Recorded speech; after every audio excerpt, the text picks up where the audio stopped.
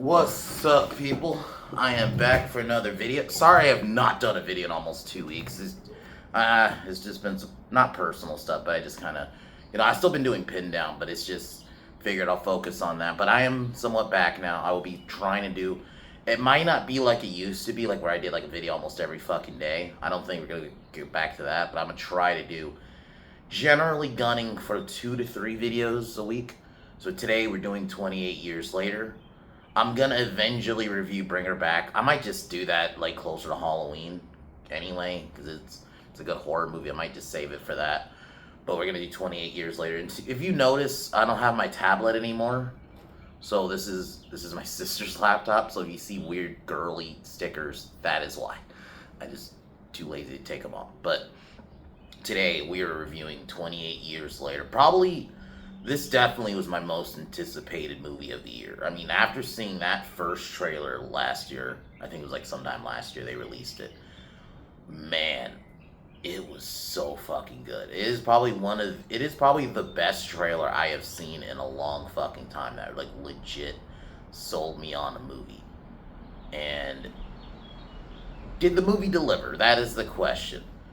I think it mostly did. I have issues, though. There's a couple big issues I have with the movie. The biggest one is the ending. I think the ending is very anticlimactic, if I'm going to be honest. It really felt like, and this, I guess, could go into my other issue. It felt like a tale of two halves. The first half is, like, really strong. And then I just think the second half, it takes I'm not going to say a bad term, but it goes a different direction that I feel like it shouldn't have gone. I think they should have just kept it basic, especially, especially being the first, right, movie back, because they're planning on doing this whole trilogy, which I understand. I guess I can go into maybe why the ending was kind of anticlimactic, because they clearly wanted to set up a sequel, but I feel like there's ways to set up a sequel but still feel like have a fulfilling ending, right? I felt like they went the opposite. They went the easy route of, oh, we're gonna end it here and this is clearly gonna be a sequel bait, but we're not gonna actually try to like conclude the movie in a strong way. That's why on a filmmaking, if I just separate it on the filmmaking and not just the story, just the strictly filmmaking, this is probably the best film of the year. Some of the shots, the cinematography, the acting is really good, and like the blood splatter when you would see them shoot like the infected, right, and like this big blood splatter would happen, and it looked really fucking good. So I was like, okay, we're gonna have a good movie here on that aspect. It's really good. It's some of the cinema, like there's a shot where it's like the cinematography is like reddish looking and it looks really good. Same with like there's a shot where it's Aaron Taylor Johnson's character, and then the son, Spike. Okay, so Spike is the son, and then Jamie, that's Aaron Taylor Johnson's character. When they're getting chased by the infect and it's like at night, you have like this bluish, purplish color for the filter, and it looks really fucking good. So like there's some shots like that, like on that aspect, this film is great. I just think the story falls apart a little bit. Like, I don't like how they sideline Jamie's character, which is Aaron Taylor Johnson. I felt like he should have been in the movie more than he was. And maybe they're saving him for a sequel, but like the bit we see of him, I'm like, he's really good. And it really highlights that Aaron Taylor Johnson I think he's a good actor. I just think, unfortunately, they tried making him like the action star, which I just don't think he is, man.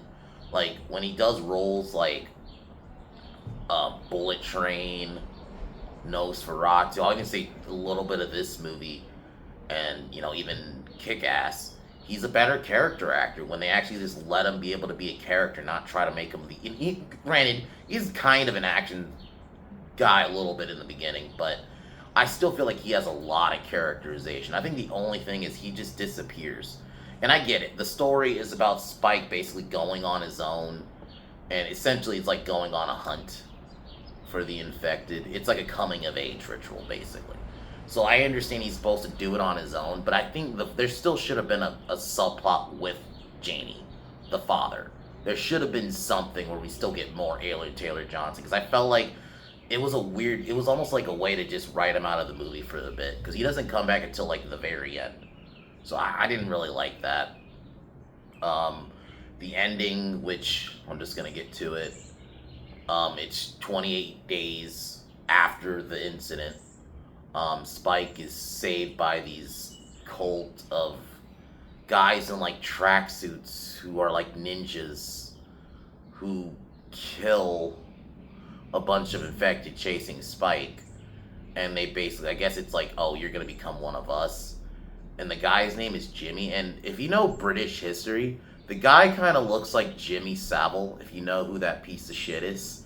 I'm not gonna go too into it, but he kind of looks like him, and I don't know if it's a good look to have a guy who looks like Jimmy Savile, and then we're bringing in this young 12-year-old boy to him. If you actually know about Jimmy Savile, I'm not going to get into it in detail, but if you kind of read between the lines of what I'm saying here, but outside of that, it was anticlimactic. It was like, that's the ending. And I'll say this, Ralph Fiennes, I love him as an actor. I thought he was kind of random. Why is he here? I'm like, all of a sudden, yeah, Ralph Fiennes appears, and it's just like, what? What? I just, I understand this movie wanted to have a bunch of ideas, right? But I think there was just too many ideas that I almost feel like they should have just stuck with one. Because I've seen some people say it's like almost a couple different movies in one, and I have to agree.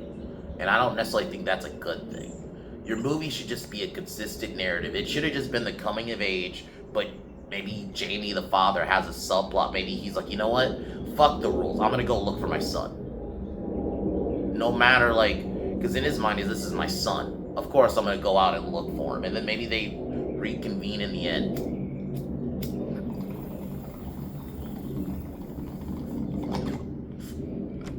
Like, I legit think to make this movie better, all they really would have to do is just streamline it a bit more. Like, get rid of some of these subplots that aren't really needed. Like, I love Ralph Fiennes, and I thought he did a good performance when you do see him. So, but if I'm gonna be honest, I didn't think he needed to be in the movie though. You could have written him out, honestly. Also, there's a part where you see like this, like, I don't know if you want to call it a mural, but like it's like a temple which is constructed by skulls, which I'll admit visually looked cool. But once again, I felt like it went nowhere. There's also a subplot with Jamie's mom, or Spike's mom, who's basically, she has like an illness, and that's another plot I felt like you could have cut out, or you could have mentioned it, but she shouldn't have been in the movie as much as she was. Because I felt like, that was like another part where I was like, okay, this is a different movie. Like, I felt like they really should have just stuck to it about the virus. And I'll say this, they don't full on explain how the virus comes back, but you can deduce that someone tried to weaponize it again and maybe try to make it better and it fucked up. That's kind of how I'm assuming they're going to go more into it in like one of the sequels, right? But I still think it's really good. Like, some of the cinematography, some of the gore, they do not hold back, man. The blood splatter shots when people would get shot with like an arrow or a blade, and you see like this blood splatter, and it looks really good. Like, I really love that. Like, the filmmaking of this is great. Like, the actual, just strictly, if I'm just talking about the filmmaking and all that, the technicals of this film is awesome. It's just, I think they just didn't nail the ending. The ending is the only real big issue I have outside of sidelining Jamie's character and some of the like other subplots that I felt like were not needed. But outside of that, I still think it's a really good movie. Like, I'm still giving it probably an 8 out of 10. I still mostly think it's a good movie. There's a part of me that's like, I do wish I would have loved this to be my film of the year, because I thought this was going to, but if I'm being objective, as a film, I'm sorry, I'm gonna be honest, I said this to a couple people, I think Final Destination Bloodline's slightly better. If I'm talking about as a movie, not on a filmmaking, because filmmaking, this is probably a better movie, but if I'm talking about just strictly story, Bloodline is better, because I think Bloodlines had a stronger ending, and there wasn't a million subplots. It had a more consistent story. Whereas I felt like this story was very inconsistent at times. Maybe so there I probably should put it down to a 7.5. I'll keep it to an 8 just strictly on the filmmaking stuff because I do think that stuff is important. I mean, the one reason we watch film. Hold on. Okay. But I just would have loved if they had a stronger ending and you could have still set up a sequel, but I don't want to feel like, okay, now I have to wait for the sequel to get an explanation and justify this kind of weak ending, in my opinion. Fundamentally, it's just anticlimactic. These guys in tracksuits and one dude who looks like Jimmy Savile saves Spike, and then they stare at each other, and the movie ends. It's like, really? Really? Like, that's how you ended? It was like, because what sucks is the opening is awesome. The intro, where we basically go back to the night the outbreak happens, and you see this kid's family just get killed. And all that, and he manages to escape. And he sees a pastor, and then the pastor helps him escape while allowing himself to get killed. It's such a great opening, and I will say this: I love that it kind of maintains the cinematography of the other two movies. Like, if you've seen those movies, there's a way they particularly shoot these movies, and they very much, I felt like, kept the style of it. Like, I will give it that. Like, they maintain, like, oh yeah, this is definitely part of the 28 series. And I will say, I think this is better than the second one. I like Weeks. I just think outside of the ending, which I think Weeks has a better ending, but as a movie, I think this is better. I'm more interested in this than I was in Weeks. I like Weeks, but I think there's just some aspects I don't really love. I also don't love how it's shot. Unfortunately, that was just a symptom of this. Me and my friend Calman were actually talking about this, that 2007 was a great year for movies, but there's this weird filter they shot movies in. I don't know if anyone has noticed this, but there's this weird filter they would shoot movies in at the time, and unfortunately 28 Weeks Later was one of them that had that style, and it bothers me. It probably didn't bother me at the time, but you watch movies from 2007 now, there's this weird like filter style that they shoot, and it just like, this doesn't age well. So yeah, I definitely think this is better than the second movie, but it still has its issues. I still like it though, and I want to very much iterate this. I still like it. This isn't going to be like a rant or anything like that. It's just, I just wish the ending was better, to where I'm like, yeah, this is a great movie, and I'd love to make it my film of the year, but it just isn't objectively. On a filmmaking aspect, this is probably the best film of the year so far, but I almost feel like that's a separate thing, because the film ultimately is the story. And I'm sorry, Final Destination Bloodlines is slightly better. I'm gonna be real, even Fight or Flight was better than this a little bit. So, yeah. This would, I probably would put this on the list, but it would be like 3 or, I don't even think 3 or 4, it'd probably be right now. But, anyway. Well, I guess we can get into the actual movie now. I do plan on watching, Dangerous Animals at some point today, maybe in like an hour or two, like, or however long after I do this video. I do want to review 20 Dangerous Animals with Jai Courtney. What really hooked me was just the premise. This serial killer who basically kidnaps women and feeds them the sharks. Interesting premise. Like, oh, okay, that's something I've never seen before. So we'll see. And I've heard good things. I've even seen some people say, like, best shark movie since Jaws. I don't know if that's a high bar. I mean, it's kind of a low bar, too, because, let's be honest, it's not been... Outside of Jaws, Deep Blue Sea, but I like that more for dumb fun. I don't know if you could argue it's objectively a great film, but it's a fun film. So, we'll see. That's a low bar, but we'll see if Dangerous Animals meets that. I want to review it tonight, but if not tonight, I'll do it tomorrow. During the day or something. But yeah, guys, I guess we can get into the review now. Subscribe to Pin Down Podcast. We just did a stream yesterday, so subscribe to that. And yeah, guys, let's get into it.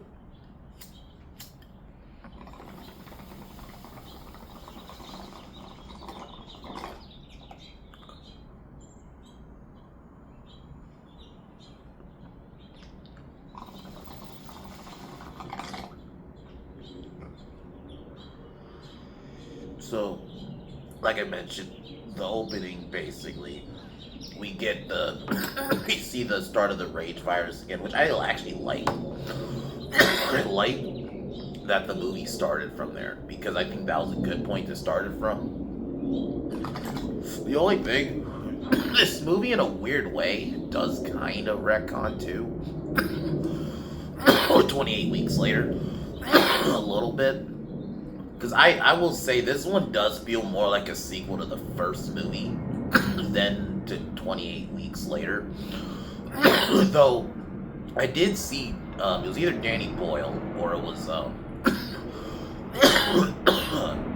Alex Garland, one of them, did say, yeah, no, 28 weeks later is still canon. It's just, I'm going to be honest, I don't know if maybe they wanted this to be a sequel just to the second movie, just to the first, and then I guess after they're like, you know what, we're going to keep Weeks canon, and then it was just too late, because I'm sorry, I'm going to be honest, the movie itself, it does straight up feel like more like a sequel to the second one. Sorry, the first one. It does. It just does. The way it plays, and I'm going to be honest, there's far more callbacks to the first one, to Days, than there is to Weeks. And there may have been a 28 Weeks callback, I just missed it, but I really feel like there's more of a callback to the first movie. Like, it feels like straight up, I almost wonder if maybe they went in with this one. They're like, this is actually what I wanted to do with Weeks. Like, this is, in my mind, the sequel. But maybe after, they're like, you know, we're not gonna retcon Weeks. We're gonna keep it canon. So maybe, and maybe like, because I know there's gonna be a sequel that's supposed to come out in January of next year. It's the Bone Temple. I don't know. I'm not as hyped for that one because unfortunately, you know, who's directing it? Nia DaCosta. And I know she did the Marvels, but I'm more talking about she did Candyman. That shitty Candyman reboot from 2021. And I just don't trust. And maybe Alex Garland and Danny Boyle will have more control. And maybe if Garland's still writing it, maybe it still could be good. But if she basically has nothing to do with the story, then maybe there's a chance. But I don't know. But maybe in the sequel, they'll go more into, like, maybe they'll mention more about Weeks and all that. But I'm just going to be straight up, guys. This one, it does feel like a straight up sequel to the first movie. So, like I mentioned, we meet Jimmy, who, I like how it starts normal, and then just the outbreak happens. They get in, they basically kill his whole family. And I love the one shot where you're following him, and then he meets a local priest, and he basically tells him that the virus is a harbinger, gives Jimmy a crucifix, and then basically tells him to flee, basically sacrifices himself so Jimmy can escape. And then we jump ahead to 28 years later. I do love how they did the title too. They didn't like do no crazy intro. They did it, and then it's just 28 years later. It's almost like just telling you now we're 28 years later. Now that's the title screen, by the way, too. So, for the most part, the rage virus has been eradicated. Though they remain under quarantine. There's a small community, and this is where we meet Jamie, his wife, Isla, that's Jodie Comer's character, and their son Spike. And I like that. I like the family aspect, and I really wanted more of it. That was the other thing. I think the other reason I'm a little bit disappointed how they just write Jamie out of the movie a bit. And I understand in their mind they explained it like, oh, Spike has to do this ritual, and that basically Spike, when he eventually has to go out on his own, he has to do it by himself. He can't do it, like, with help. And then we also find out, this is another point I almost forgot about, until fucking Wikipedia reminded me. There's a scene where, Jamie has an affair because he's cheating on his wife who's having an illness. I didn't need that part of the film. I'm not even going at it from like the bad dad thing, because it's not necessarily that. I felt like it's unnecessary drama. Like, I don't like when movies sometimes you already have a crazy thing happening. Oh, but also add like a cheating subplot or a this. So, like, why? Why do we need that in a movie that's about a post-apocalyptic world 28 years later? I want to focus on the apocalypse stuff and how the rage virus came back, and go into these characters as characters and how they're reacting to everything that's happening around them. It's the same thing in a zombie movie. Oh, there's this cheating stuff. Like, why? That's just Hollywood soap opera shit. If you want to have a cheating story, just do a cheating movie.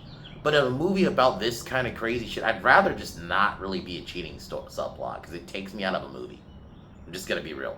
I get it. You want to still feel like, oh, there's still like human issues that people deal with, but it's like, I didn't need that. You could have just, or if you wanted to go into that, maybe you have Jamie in the movie more, and then you save that plot for maybe the second movie. But the first one, it should have just been about these people's reactions to what's going on. I would have rather that had been the focus of the movie than this cheating subplot. I felt like it was just really not needed. I just felt like it was there just to add extra drama on top of everything going on. So Jamie takes Spike hunting, and this is where I do love the different type of infected. You don't just have the regular infected anymore. You also have the alpha, which is a mutated version of the infected.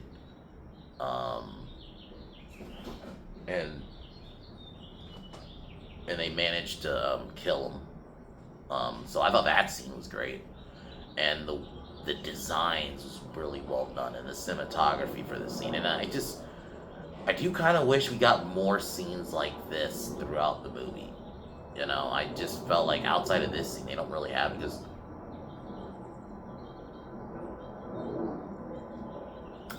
um, so this is where they meet Dr. Ian Kelson, who's a survivor that the villagers fear. And, well, because supposedly they think, because he's been burning bodies, that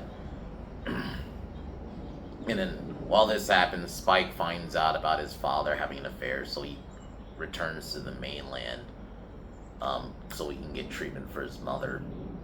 um, and then this is where you meet Eric and his unit. Basically, they kill the infected. Most of his crew gets killed, and Eric's by himself. And this is where he runs into Spike and rescues them, and he joins. And this is where the movie becomes a different movie. Jamie's sidelined. It's not even about this coming of age ritual anymore. I feel like that kind of goes away too. It's like, at this point, now it's a different movie. Like, it's like we're in the start of a different movie where a kid and his mom are trying to find a doctor to give her, health, and then they run into this guy. It's a straight up different movie now, and I didn't really love that. I'm gonna be honest. I didn't love the sudden switch. It was very sudden. Like, the only thing tying everything together was Ian Kelson, because they even mentioned him even when Jamie was still on screen. So it's like, okay. But I don't know. You could have had this just be Ian and the dad. I mean, Spike and the dad. And you could have had Kelson still in the movie, but I think I would have changed. You should have found a more cohesive way to introduce this subplot, because it straight up does feel like another movie. Like, it's like, oh, am I watching a different movie? It's just like, not necessarily an anthology film, but it somewhat is. Just the only difference is the only consistent is Spike and his mom, who were mentioned earlier. But it straight up does feel like a different story, though. Like, I just was like, why the switch? And I really don't love that. And I think that hurts the movie. I'm just gonna be honest, as a story. So I'm not gonna agree with people who are calling it straight up bad. It just isn't. It's not a straight up bad movie. I feel like it's disingenuous to call it that. I have issues with the story, but I think that's where you can say it's issues, but it's still a good movie fundamentally. I mean, the acting's good, and when we do get like infected action and stuff, the only thing, apparently there's Yeah, there's an infected woman who gives birth to an. That shit, I'm like, okay, why did you guys do this shit? This shit was just weird. I don't even love the idea, because I mean, there's been other zombie stuff that have done the pregnant zombie thing. Technically, it's not like this is the only one, but I've never been a fan of it. That's where we're just getting weird, and I'm just gonna be honest. I don't want to think about zombies fucking, and I understand to an extent these are not zombies, right? Infected are technically still people, but let's be real. There's somewhat still a stand-in for zombies. And the same deal, I don't necessarily want to think about them fucking. Sorry, I just don't. They're monsters. I don't want to think about that. And the Alpha was a good villain, though, as in the infected. He's like the main infected who you see throughout the film. And there's a scene where Spike and Jamie are running away from him. I love that scene. That scene, like the lighting, they're like almost running on water. It's blue, has this blue coloring to it. And but it's done well, because there's some stuff where they do like blue coloring and it looks like shit to where you can't see anything or all that. They did it well here. I actually think that one of the great things about this movie, they did the night scenes, or even when it looks really dark, you're still able to see shit. Take like a lesson in AVP2. This is how you do it, where you do something where it's like really dark, but you can still actually see what's happening. Or there's a scene where you see the infected and like, I'm assuming like their nest and they're just eating. That scene's done well because there's like this red and it looks really good. Like this red filter, whatever. Cinematography is really done well, man. And like I said, they're not holding back on the violence. You see them like rip a head off, like it was like a deer or something like that. Just straight up rip its head off. And I'm like, God damn, this movie's violent. And I love it. So, like, on that aspect, it's still really good. I don't love the jarring, like, random story switch that we go through, you know?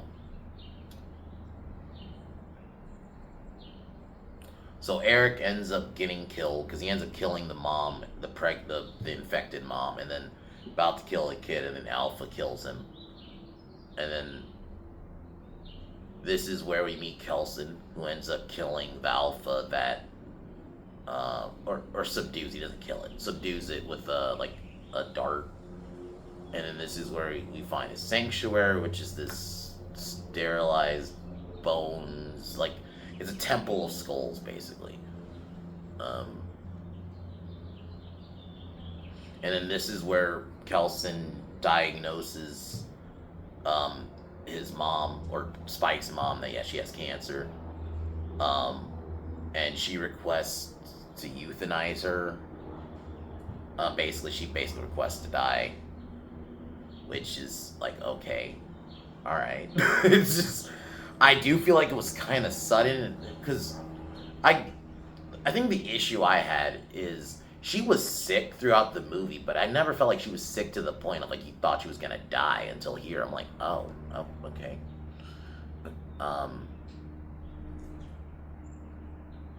And kills her, or euthanizes her, basically.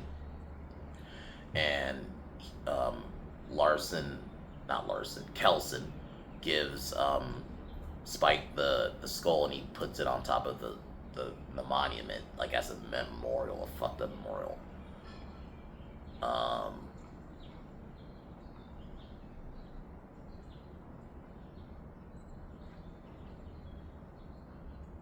And then Jamie arrives in Lindisfarne. I'm probably fucking it up. It's a British city. I might be fucking it up. So,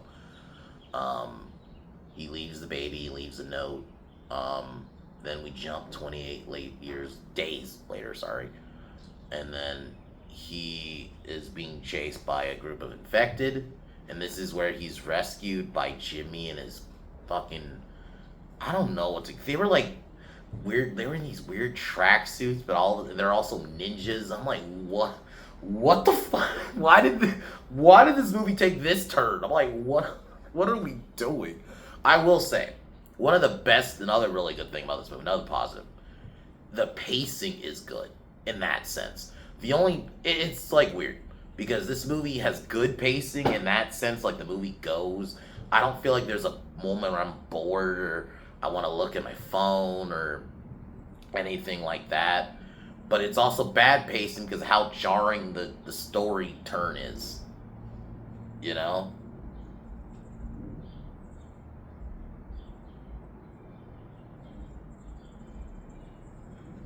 Um,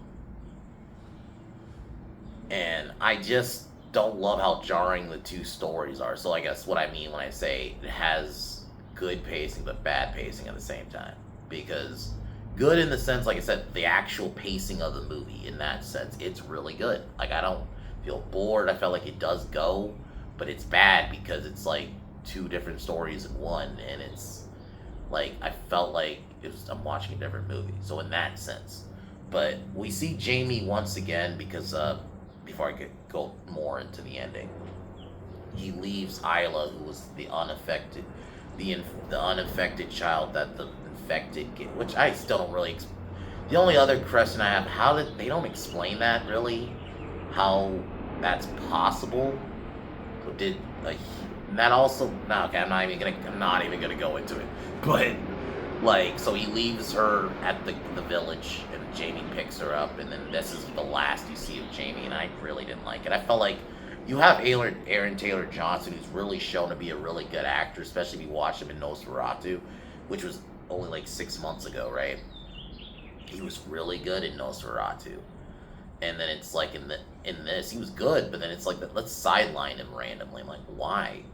You have Aaron Taylor Johnson in your movie. You don't want to do more with him, unless I can kind of see maybe what they're gonna do. I think they're gonna probably maybe he might be more in the second film. He'll maybe make a return in that. I'm assuming maybe that's why. But I feel like this is not a good way to do it. Like, I get the idea, right?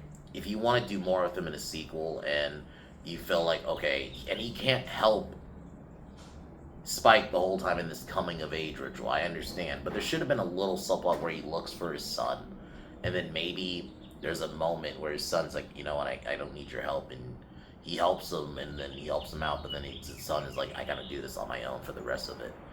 And then the same thing could happen maybe with the bait. They find the baby, and then Jamie takes it back. I mean, this is how you can have Jamie out for the rest. Maybe it happens a little earlier, to where maybe the rest of it is just Spike. If you wanted to do it that way, I just think you could have found a better way to maybe explain why Jamie's not in the movie more, or found a better way to write him out of the movie without killing him, right? Instead of just Spike gets mad at him because he's cheating on his sick wife, which is fucked up, but I also just don't even think it should have been in the movie at all, if you ask me. So, and then he runs away. That's the way to explain why he's not in the movie a lot. It's just, felt like I was a little lazy. But, and then, yeah, now getting more into the ending. They kill the infected, and then Jimmy, and so Sir Jimmy, that's the kid from earlier, by the way. That's the kid you saw in the beginning. So that's how this calls back. It was very weird. One, it's just anticlimactic. I just felt like that's how you end it. I wanted a bit better. There's a way to set up a sequel and still have a strong conclusion, right? Like, I feel like it's been done before. And I just felt like in this, it just ends, you know? There's times where a movie just ends and it works. I don't think this is one of those times. I think this is a moment you needed to have an actual ending, but still you could still find a way to set up a sequel, you know?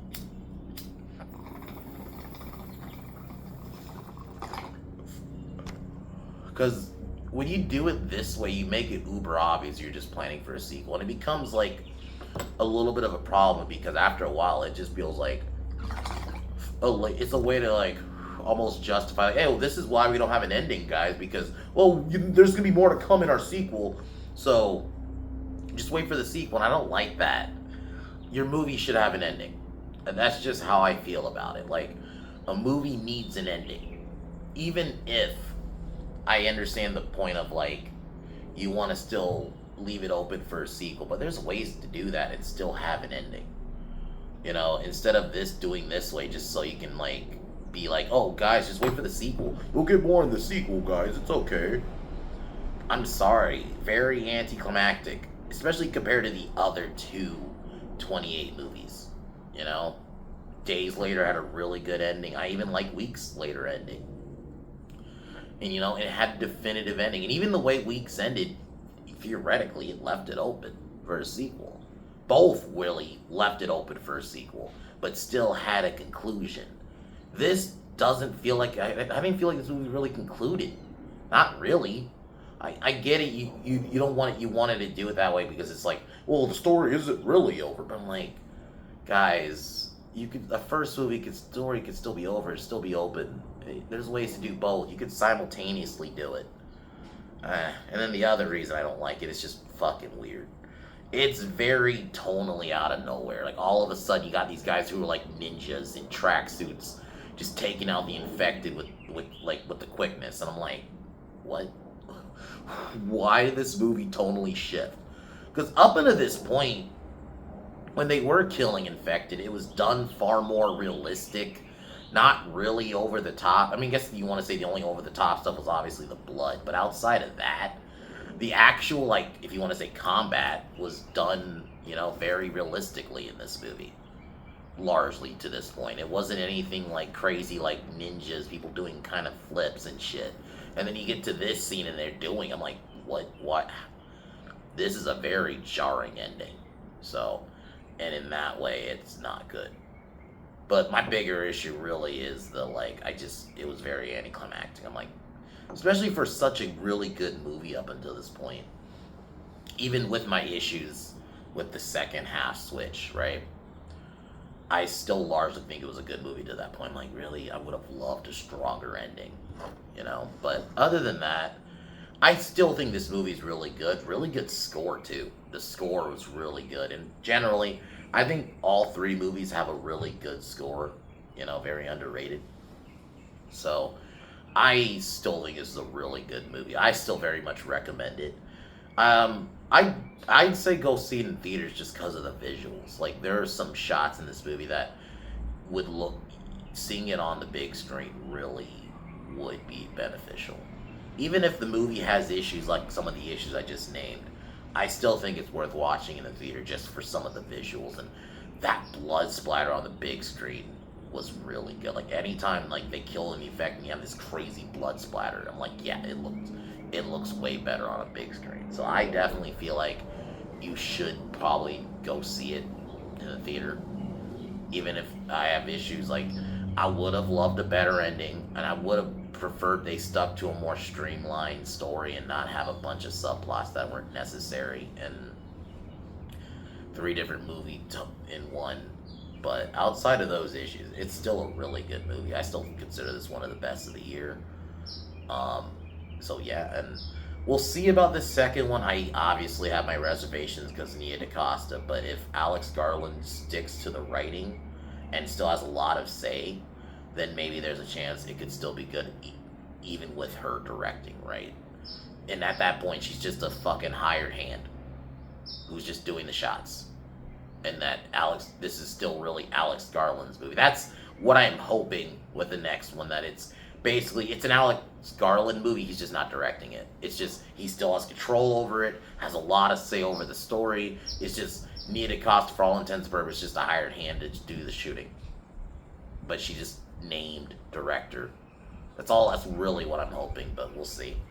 So, this is a good start, and compared to some other really dog shit return to franchises, this is definitely a good one. I think this, for a franchise that's been on ice since 2007, I think this is a pretty good return, even with not the greatest ending in the world. Still a good comeback. So I'm interested to see where they go with the next one. And yeah, so 8 out of 10. One of my favorites of the year. It just has a couple issues that holds it back from being like the top. But anyways, guys, that's kind of it, really. I'm thinking of doing I normally do not do this, but I saw someone do this with a wrestling thing, so maybe sometime this week we'll do a mid-year,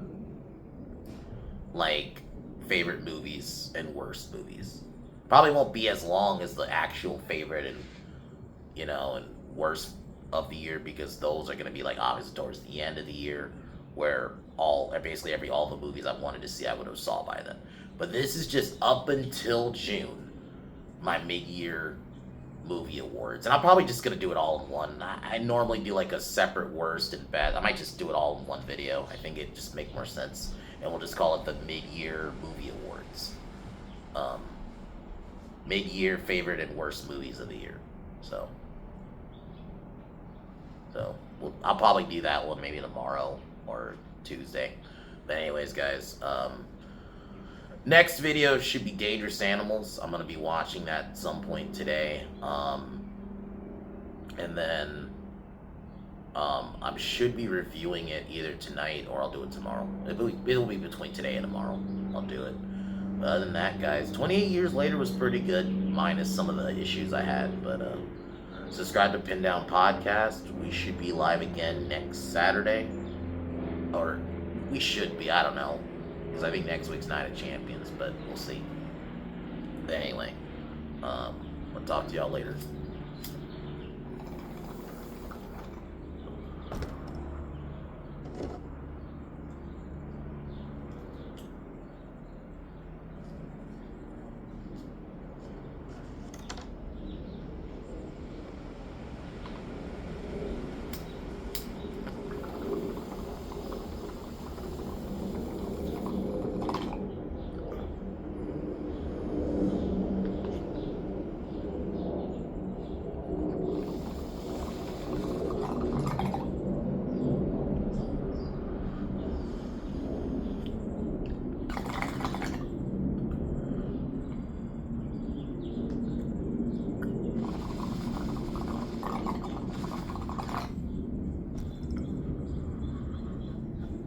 Alright, y'all. I'll talk to you tomorrow or later. Peace.